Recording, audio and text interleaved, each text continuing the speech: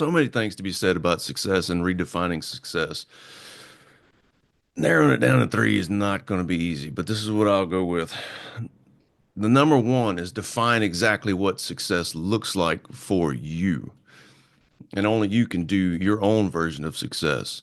And one of the key points to this is if you don't know exactly what a winning day looks like, then you'll never be able to do enough. There will always be something else that you feel like you need to be doing. And especially as an entrepreneur, it's so hard to know that, yeah, I did this, this, and this, and I won. Now I can turn it off and go do the other stuff. All right. If you don't know what those things are, you'll never be able to do enough. So, one of the metrics that I use now for having a successful day is I look at how many laughs did I have today? So if I'm not laughing throughout the day, then it's not a successful day. So, and that's a very subjective thing. It's not actually something that's you can measure, but I know that if I'm not laughing during the day, I haven't had I'm thinking about John Wooden, like make every day your masterpiece. I haven't had a masterpiece day if I'm not cutting up and joking and laughing. So those things, even though they're not traditional metrics for success, those are the things that really make a difference. So that's number one, is define what it is that is success for you. Number two, look at what your motivation is. And I use this framework of running from, running to, or just running. So running from is this desperation based motivation. It's fear based. It's I don't have enough. I am not enough. I have to get away from the pain. And that is a phenomenal way to start running, but that motivation runs out. Because all you have to do is remove that fear and then you quit running because, oh, the fear's gone. I don't have anything to motivate me anymore.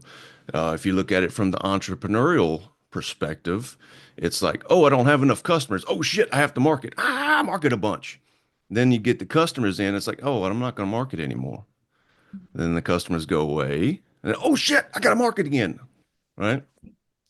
So we move it on to aspirational, this running to. This is great. This is goal-based motivation. And as long as that goal is not necessary to achieve well-being, this is a great way to run. If that goal is necessary for you, like you think that once you finally hit that finish line, then I'll finally be okay, then that absolutely can cause so much pain and so much hurt and so much frustration. Like goals are great, but our well-being cannot be predicated on achieving those goals. So we look at the very last thing, just running. Think about Forrest Gump. I just kept running. So he ran because he loved it, right? In the movie, he absolutely ran just because he loved to do it. And you imagine how much further we can get if we're doing what we love.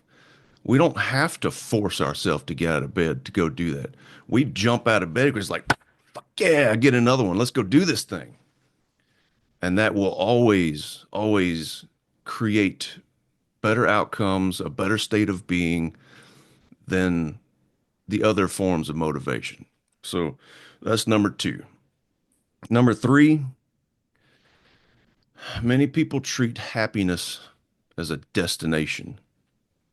Once I finally get there, then I'll be happy. And happiness is not a destination. Happiness is a way to travel. And if you travel already happy, the destination you get to is going to be so much better. You think about going on vacation, and I just got to get there. Once I finally get to that vacation, I'll be able to relax. And what happens? You get to that destination, you're so frazzled from that push, got to get there, that it's hard to enjoy that vacation when you get there because you're just in that frazzled state. So if we take, like I'm using this metaphor, but it checks out in that, if we're traveling happy, we're more likely to hop off the side of the interstate and go check out some of these brown signs they have and go and just explore different things and have adventures and be open and free.